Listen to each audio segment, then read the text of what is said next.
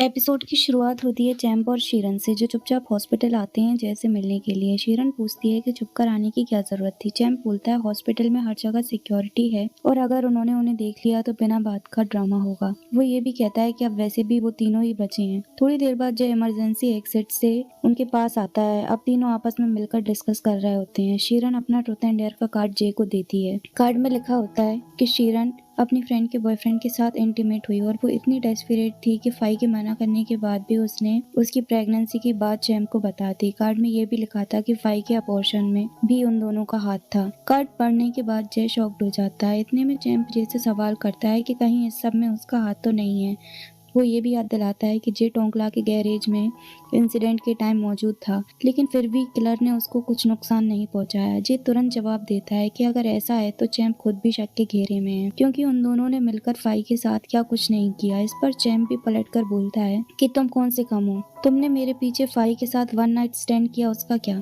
दोनों के बीच बहस बढ़ने लगती है। अब शीरन बीच में आकर दोनों को रोक देती है। जय पूछता है कि अब आगे वो दोनों क्या करने वाले हैं। सीन यहीं कट हो जाता है। अगले सीन में हम देखते हैं कामिन घर के बाहर ड्रिंक और स्मोक कर रहा होता है। जेड उसके पास आता है और पूछता है कि क्या वो ठीक है। कामिन अपना पास्ट बताता है। वो कहता है कि वो पहले एक ड्रग केस पर स्पेशल यूनिट के साथ काम कर रहा था।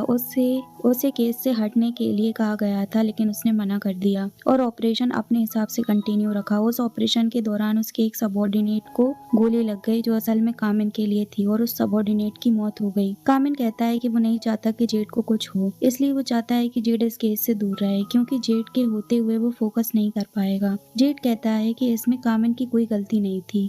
अब कामिन जेड को बोलता है कि उसका ऑर्डर है कि वो उस केस से दूर रहे, जिस पर जेड बोलता है ये उसकी ड्यूटी है और वो किसी के भी नॉनसेंस ऑर्डर फॉलो नहीं करेगा। अपनी रैंक और रुतबा वो किसी और को दिखाए। जेड कामिन को बोलता है कि ये जोखिम भरा केस वो उसे अकेले सॉल्व नहीं करने देगा और वहाँ से चला जाता है। सुबह होते ही कामिन तैयार होकर जेड से पूछता है कि क्या वो आज उसके लिए नहीं रुकने वाला। जेड बोलता है कि उसे लेट हो रहा है, वैसे भी वो सबऑर्डिनेट है। जब कामिन बताता है कि उसकी मेरन से बात हुई है और ड्रग डीलर केस में एक नई इन्फॉर्मेशन मिली है, वो जेड को बताता है कि हो सकता है आज कोई लीड मिल जाए, इसलिए जेड को उसके साथ चलना होगा। जेड पूछता है कि वो ये बात बॉयफ्रेंड के तौर पर कह रहा है या बॉस के तौर पर, जिस पर कामिन हंसकर बोलता है बॉयफ्रेंड के तौर पर। दोनों मीरन के पास जाते हैं। मीरन बताती है कि ड्रग डीलर सब फॉरेनर्स थे, इसलिए उन्हें ट्रेस करना मुश्किल हो गया, लेकिन एक अकाउंट से बार बार पैसे ट्रांसफर हुए हैं, जिससे लगता है कि वो कोई रेगुलर कस्टमर था। मीरन के साथ काम करने वाली एक वर्कर बताती है कि एक बार चैंप के अकाउंट से भी पैसे ट्रांसफर हुए थे। मीरन कहती है कि इस जगह चैंप का नाम आया है, लेकिन उसके फादर एक अच्छा लॉयर कर उसे आसानी से बचा लेंगे। कामिन मीरन से कहता है कि वो इस पूरी इन्फॉर्मेशन की समरी उसे भेज दे। मीरन के ऑफिस से बाहर आने के बाद जेड गुस्से में चिड़चिड़ कर रहा होता है। कामिन उससे कहता है कि उसने केस से दूर रहने के लिए इसलिए बोला था क्योंकि उसको उसकी फिक्र थी। जेड कहता है कि सिर्फ तुम्हें हक है मेरी फिक्र करने का। इसके बाद कामिन जेड को बॉक्सिंग प्रैक्टिस के लिए ले जाता है और कहता है कि तुम अपना गुस्सा यहाँ निकाल लो। प्रैक्टिस के बाद जेड थक जाता है और पूछता है क्या कामिन सबको ऐसे ही मनाता है। कामिन कहता है कि वो हर किसी को मनाना जरूरी नहीं समझता। जेड कामिन को समझाता है कि उसका हाल सबऑर्डिनेट जैसा नहीं होगा। वैसे भी जो उसके सबऑर्डिनेट के साथ हुआ इसमें उसकी कोई गलती नहीं थी। कामिन कहता है कि अब जब तुम इतनी बात कर रहे हो तो शायद तुम्हारा गुस्सा कम हो गया है। जेड कामिन के पास आता है और उसको टीज करते हुए बोलता है अगर वो उसे कुछ और करने देगा तो उसका गुस्सा गायब हो जाएगा। कामिन उसकी आंखों में देखता है और बोलता है अभी नहीं, घर पर। अब दोनों वहाँ से बाहर आते हैं। तभी जेड को इन्फॉर्मेशन मिलती है कि जय चुपके से हॉस्पिटल में शीरन और चैंप से मिलने गया था। जेड गुस्से में बोलता है कि वो अभी जय से मिलने हॉस्पिटल जाएगा। कामिन उसे रोकता है और बताता है कि पहले एक और इम्पोर्टेंट लीड है, उन्हें सियोंजाई का अड्डा मिल गया है। इसी बीच उन्हें मैसेज मिलता है कि सियोंजाई शहर छोड़कर भाग रहा है। दोनों तुरंत उस जगह के लिए निकल पड़ते हैं। रास्ते में कामिन जेड को एक पेज देता है जिसमें एक स्पेल लिखी होती है। उसको देखकर जेड बोलता है कि ये तुमने चैट जीपीटी से लिखी, जिसको देखकर कामिन बोलता है कि उसने ऑनलाइन लिखी है। जेड हंसते हुए बोलता है कि अगर तुम ये टेम्पल से लेके आते तो हो सकता है ये काम करती। कामिन बोलता है ये उसने उसकी प्रोटेक्शन के लिए लिखी है, अगर उसे नहीं चाहिए तो वो इसे जला देगा, जिस पे जेड बोलता है रहने दो और उसे अपने आईडी कार्ड में रख लेता है। दूसरी तरफ चैंप और शीरन चैंप ग्रोसरी का सामान लेकर आता है जिसमें चाकू का पेयर भी होता है। शीरन उसे देखकर घबरा जाती है और पूछती है कि दूसरी सिटी वाले घर में जाना जरूरी है, क्या हम सिर्फ पुलिस की मदद लेकर सरवाइव नहीं कर सकते।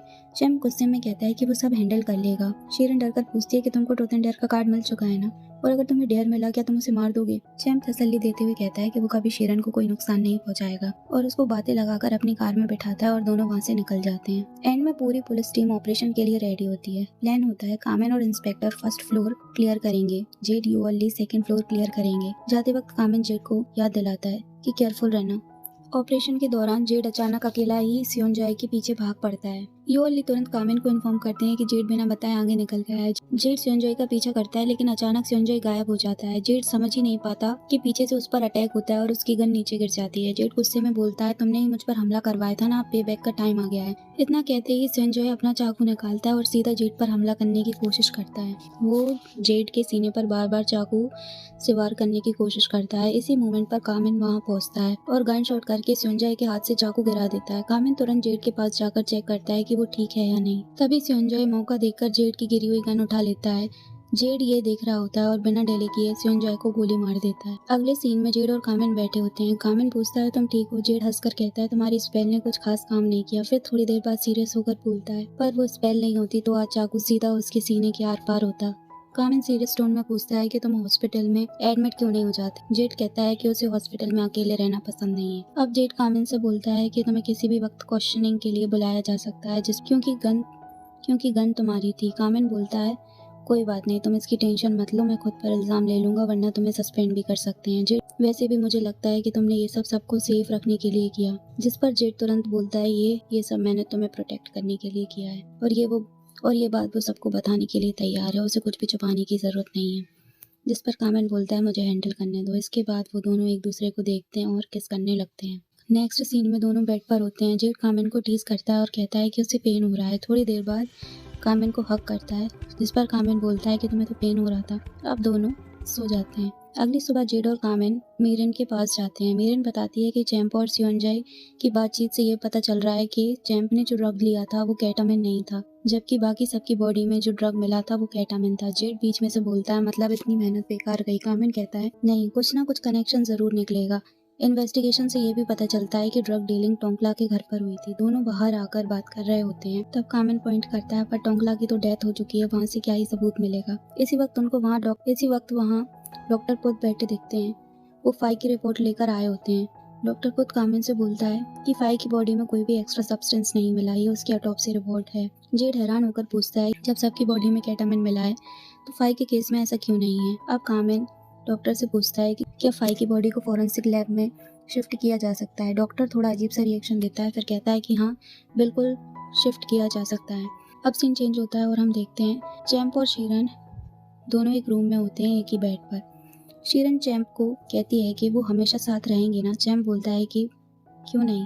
शीरन पूछती है कि हम दोनों मिलकर साथ यूके में पढ़ाई करेंगे ना, जिस पर चैंप बोलता है कि उसने जो जो सोचा है वो दोनों साथ मिलकर वो सब करेंगे, उसे टेंशन लेने की ज़रूरत नहीं है। अब चैंप शीरन को करीब आने को कहता है, लेकिन शीरन बोलती है कि रुको, पहले मुझे फ्रेश होकर आने दो। शीरन के जाते ही चैंप एक ड्रिंक में ड्रग मिलाता हुआ दिखाया जाता है। फिर दिखाया जाता है कि चैंप को जो ट्रूथ एंड डेयर का कार्ड मिला था उसमें लिखा था, शीरन को ड्रग देकर मेरे पास छोड़ दो और तुम बच जाओगे। नेक्स्ट सीन में चैंप और शीरन कार में होते हैं, लेकिन सिचुएशन थोड़ी अजीब होती है। शीरन तो बेहोश होती है, पर चैंप को भी ड्राइव करते वक्त सब कुछ ब्लर दिखने लगता है। गाड़ी कंट्रोल से बाहर हो जाती है और भयानक एक्सीडेंट हो जाता है।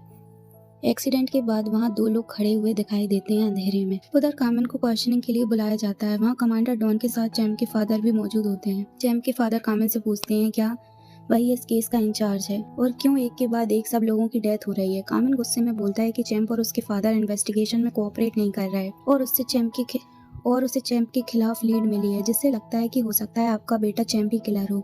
ये सुनते ही चैंप के फादर गुस्से में उठकर कामिन को थप्पड़ मार देते हैं और कहते हैं कि क्या यही उनकी ड्यूटी है, मासूम लोगों पर इल्जाम लगाना और उनको गलत तरीके से फंसाना। कामिन जवाब देता है कि अगर वो ऐसे ही कोऑपरेट नहीं करेंगे तो वो चैंप को कैसे बचा पाएगा। तब कमांडर डॉन बीच में कामिन को डांटते हुए बोलता है कि अब तुमको इस केस पे काम करने की कोई जरूरत नहीं है, मैं तुम्हें सस्पेंड करता हूँ। अपनी गन और आईडी कार्ड जमा करो और जाओ यहाँ से। कामिन पूरी तरह से डिसअपॉइंटेड होता है। कामिन जेड के पास जाता है। जेड उसे देखकर कहता है कि क्या उन्होंने उसे हर्ट किया, वो उनको छोड़ेगा नहीं। कामिन बताता है कि उसे सस्पेंड कर दिया गया है और अब जेड ही इस केस में बचा है। वो जेड से कहता है कि कोई भी ऐसा काम ना करे जिसकी वजह से उसे भी निकाल दिया जाए। कामिन जेड को गले लगा लेता है और दोनों वहाँ इमोशनल मोमेंट में किस करने लगते हैं। लास्ट सीन में एक कॉन्ट्रास्ट दिखाया जाता है। एक तरफ जेड आराम से नूडल खा रहा होता है और दूसरी तरफ कामिन बेचारा घर के कामों में लगा होता है। कामिन जेड के घर की साफ सफाई करता हुआ दिखाई देता है, जिसमें वो जेड की भी क्लास लगाता है और उससे भी काम करवाता है। कामिन जेड से कहता है कि मैं तुम्हारा डैड नहीं हूँ, फिर भी मुझे तुम्हें डांटना पड़ रहा है। जेड मजाक में कहता है, तो तुम मेरे हाउस हस्बैंड बन जाओ। थोड़ी देर बाद जेड थक कर बोलता है, इससे अच्छा तो तुम केस पर ही काम कर लो। और बस यहीं पर एपिसोड की एंडिंग होती है। आगे वाला एपिसोड और भी ज़्यादा इंटेंस होने वाला है।